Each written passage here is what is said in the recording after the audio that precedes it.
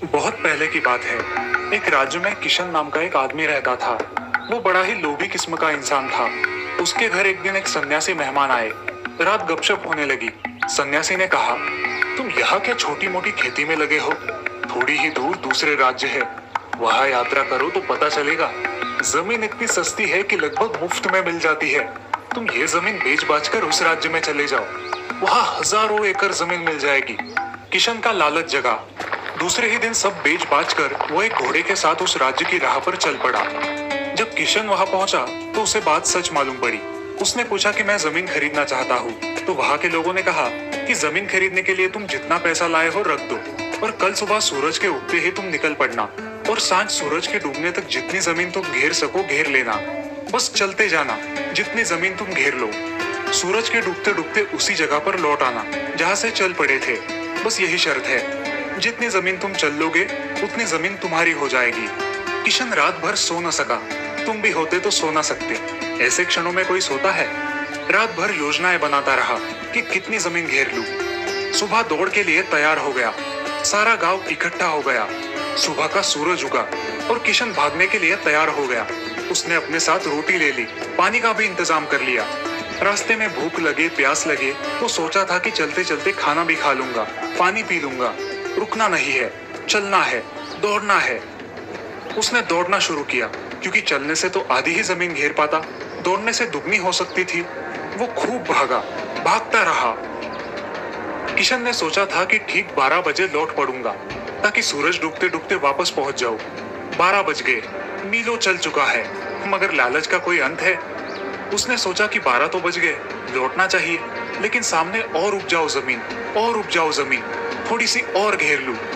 जरा तेजी से दौड़ना पड़ेगा लौटते समय, इतनी ही बात है, एक ही तो दिन की बात है, और जरा तेजी से दौड़ लूंगा। उसने पानी भी नहीं पिया, क्योंकि उतनी देर रुकना पड़ेगा। उस दिन उसने खाना भी नहीं खाया। रास्ते में उसने वो खाना भी फेंक दिया, पानी भी फेंक दिया, क्योंकि उनका वजन ढोना पड़ रहा था, इसीलिए दौड़ ठीक से नहीं हो पा रही थी। उसने अपना कोट भी उतार दिया, अपनी टोपी भी उतार दी, और जितना निर्भर हो सकता था हो गया, और दौड़ने लगा। 1 बज गया था, लेकिन किशन का लौटने का मन ही नहीं हो रहा था, क्योंकि आगे और सुंदर भूमि आती चली जा रही थी। मगर फिर लौटना ही पड़ा। 2 बजे किशन लौटा।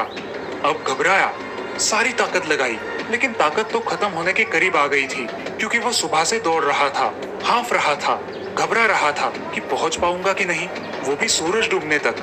किशन ने अपनी सारी ताकत लगा दी, पागल होकर दौड़ा, सब दांव पर लगा दिया। अब सूरज डूबने लगा, ज्यादा दूरी भी नहीं बची थी। किशन को गांव वाले लोग दिखाई पड़ने लगे थे। गांव के लोग खड़े थे, आवाज दे रहे थे कि आओ, जल्दी आ जाओ, उसे उत्साहित कर रहे थे। उन्हें देखकर वो सोचने लगा, अजीब सीधे साधे लोग हैं, इनको तो सोचना चाहिए कि मैं मर ही जाऊं, तो इनको धन भी मिल जाए और जमीन भी ना जाए, मगर ये बड़ा उत्साह दे रहे हैं कि भागो और भागो।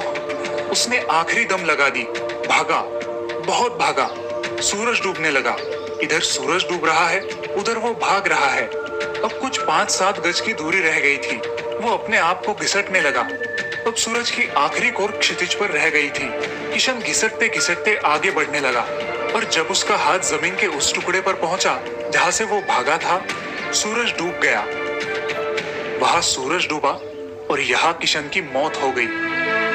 इतनी मेहनत कर ली थी, शायद हृदय का दौरा पड़ा था, और यहाँ जिनको वो गांव के सीधे साधे लोग समझता था, हंसने लगे।